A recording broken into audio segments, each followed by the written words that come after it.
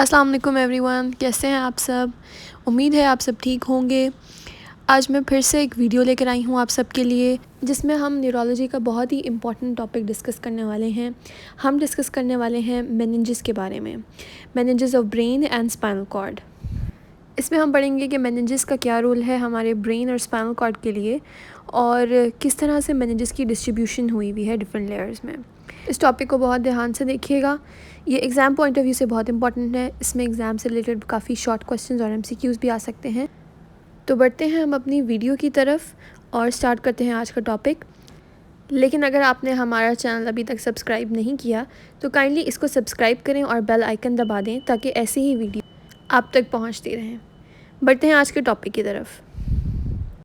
सबसे पहले बढ़ते हैं आज की वीडियो के ऑब्जेक्टिव्स के ऊपर, कि इस वीडियो में हम किन किन चीज़ों के बारे में पढ़ने वाले हैं। तो सबसे पहले देखते हैं हम मेनिंजेस के स्ट्रक्चर और फंक्शन के बारे में, कि एक्चुअली इसका स्ट्रक्चर किस तरह का है, कितनी लेयर्स हैं और इसका फंक्शन क्या है, किस तरह से ये ब्रेन और स्पाइनल कॉर्ड को सराउंड करती है। इससे आगे हम लोग मेनिंजेस की नर्व सप्लाई के बारे में पढ़ेंगे कि कौन कौन सी नर्व्स हैं वो मेनिंजेस को सप्लाई करती हैं। और लास्टली हम लोग क्लिनिकल सिग्निफिकेंस के बारे में पढ़ेंगे, यानी कि क्लिनिकली कौन कौन से इश्यूज़ जो हैं वो मेनिंजेस से रिलेटेड हमें देखने को मिलते हैं। एक पेशेंट हमारे पास क्लिनिक में आता है और उसको कुछ ऐसे साइंस होते हैं जो कि हमें लग रहा है कि वो मेनिंजेस से रिलेटेड है, तो हम किस तरह से उनको रूल आउट करेंगे। सबसे पहले देखेंगे कि मेनिंजेस एक्चुअली हैं क्या। मेनिंजेस बेसिकली एक लेयर है जो हमारे स्कल में मौजूद ब्रेन को और हमारे स्पाइनल कॉर्ड को, जो कि हमारे वर्टिब्रल कॉलम में मौजूद होता है, उसको किस तरह से लेयर आउट करते हैं, यानी कि उसको प्रोटेक्ट करते हैं उसके इर्द गिर्द लेयरिंग करके। बेसिकली ये 3 ग्रुप ऑफ लेयर्स हैं जो कि हमारे ब्रेन और स्पाइनल कॉर्ड को सराउंड करती हैं और उसको किसी भी इंजरी से या ट्रॉमा से बचाती हैं। इन 3 लेयर्स का नाम है ड्यूरा मैटर, आर्केनाइड मैटर और पाया मैटर।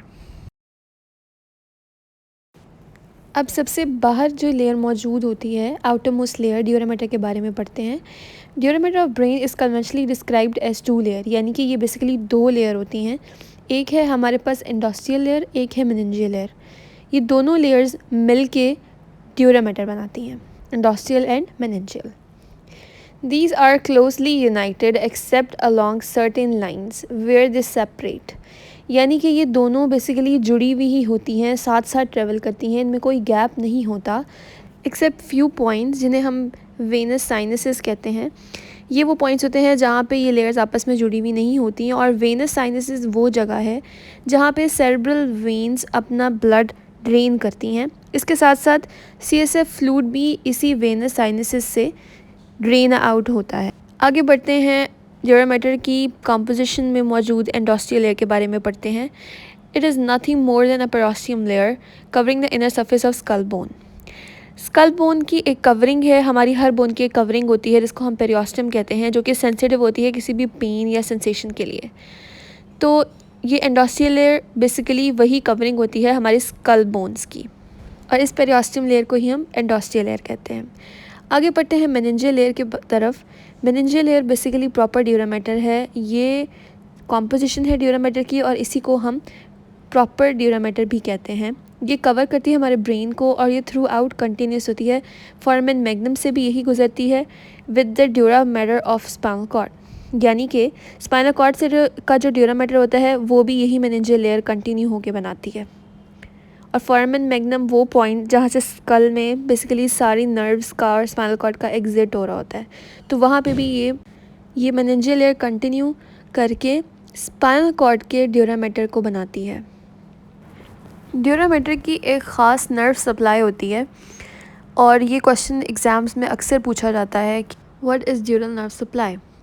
सबसे पहले हमारे पास यहाँ पे ट्राइजेमिनल नर्व, ये क्रेनियल नर्व है जिसकी ब्रांचेस सप्लाई करती हैं। फिर हमारे पास वेगस नर्व है, ये भी हमारे पास 10th क्रेनियल नर्व है, इसकी भी कुछ ब्रांचेस सप्लाई करती हैं। फिर 3 सर्वाइकल स्पाइनल नर्व्स हैं जो कि ड्यूरल नर्व सप्लाई देती हैं, और फिर सिंपैथेटिक ट्रंक की कुछ ब्रांचेस हैं जो ड्यूरल नर्व सप्लाई देती हैं।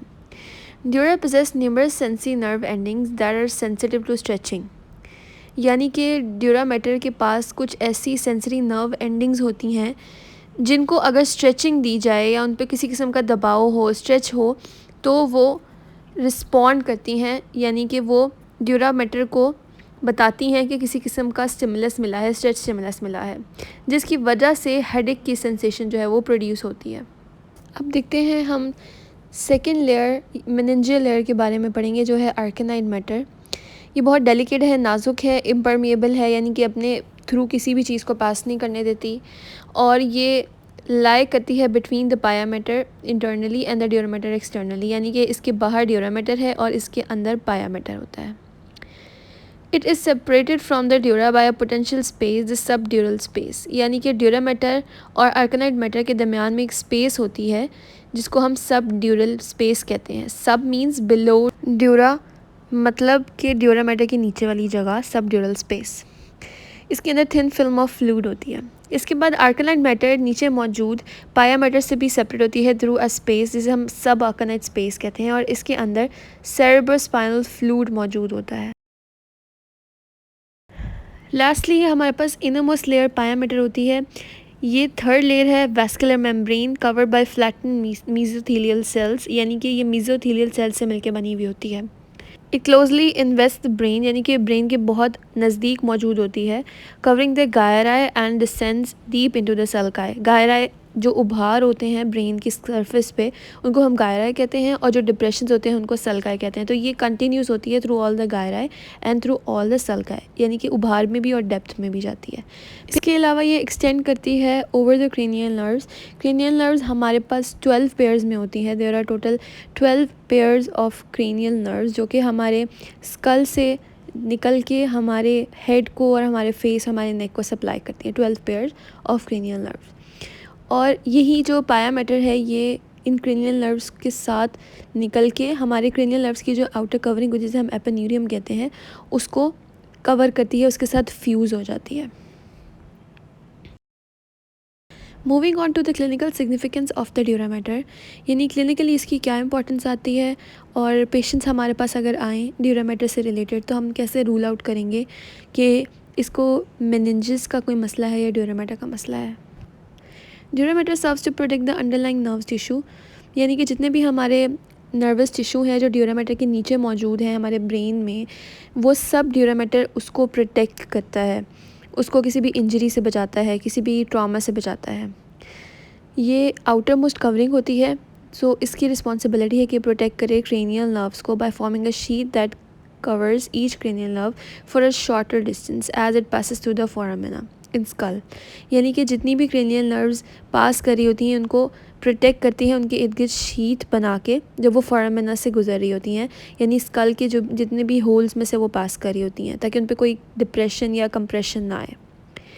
It also provides each spinal nerve root with a protective sheet, ये जो हमारे जितने भी स्पाइनल नर्व रूट होते हैं उनको भी एक प्रोटेक्टिव कवरिंग देती है, जिस वजह से प्रॉपर कंडक्शन हो पाती है इन क्रेनियल नर्व्स की। आगे बात करेंगे हम मूवमेंट ऑफ ब्रेन के रेफरेंस से, यानी कि अगर ब्रेन में कोई ऐसी मूवमेंट हुई है, यानी कि कोई सडन जर्क लगा है या कोई भी इंसिडेंट हुआ है जिसकी वजह से स्कल को या ड्यूरा सेप्टर को, यानी कि ड्यूरल लेयर को कोई इंजरी हुई है, उसकी वजह से जो क्रेनियल नर्व्स वहाँ से पास कर रही होती हैं फोरामिनस से, डिफरेंट होल से, उनको भी इंजरी हो सकती है। इसके अलावा जो फ्रेजाइल कॉर्टिकल वेन्स होती हैं बहुत नाजुक होती हैं और ये हमारे ड्यूरल साइनस से ड्रेन हो रही होती हैं, इनके भी वेयर एंड टेयर का खदशा होता है, जिसकी वजह से हमारे पास सब ड्यूरल या सब आर्कनाइड हेमरेज होने के भी चांसेस हैं, यानी कि सब ड्यूरल या सब आर्कनाइड स्पेस में हेमरेज हो सकता है। दैट कैन बी लीथल, ये जानलेवा भी हो सकता है, या पेशेंट्स कोमा में चले जाते हैं। उसके बाद हमारे पास इन्हीं सब रीजंस की वजह से हेडेक भी होता है।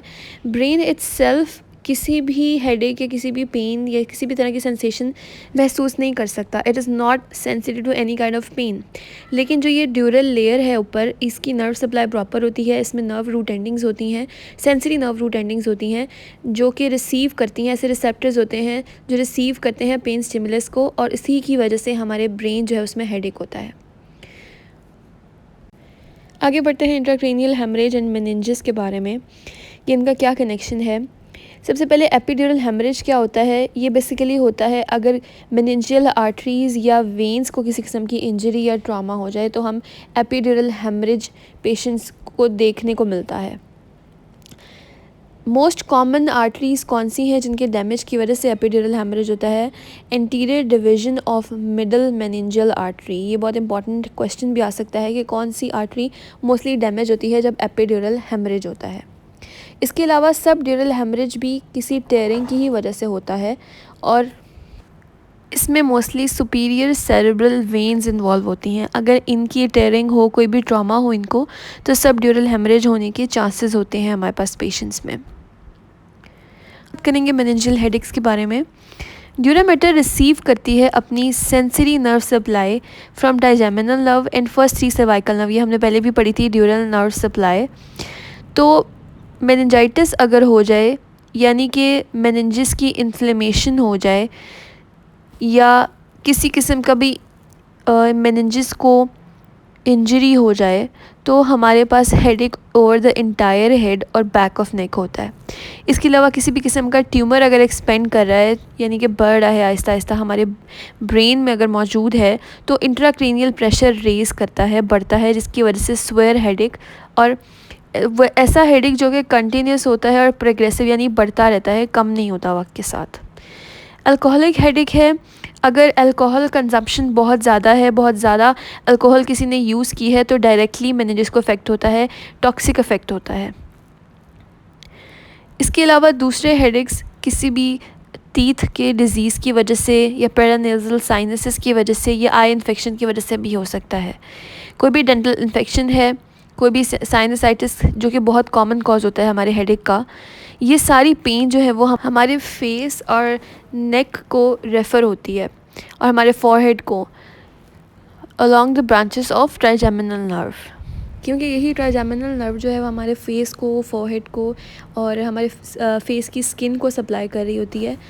तो जहाँ जहाँ भी ट्राइजेमिनल नर्व की सप्लाई है वहाँ पेन होगा। तो ये थी हमारी आज की वीडियो। उम्मीद करते हैं आज का कंटेंट आपको पसंद आएगा, आपके लिए यूज़फुल रहेगा। इसी तरह की मज़ीद वीडियोस को देखने के लिए हमारे चैनल को सब्सक्राइब करें, बेल आइकन पर क्लिक करें, कमेंट करें आप किस तरह की वीडियोस चाहते हैं, क्या टॉपिक्स चाहते हैं जिन पे हम वीडियोस बनाएं, और हमारे वीडियो को लाइक करें और शेयर करें। Thank you for watching.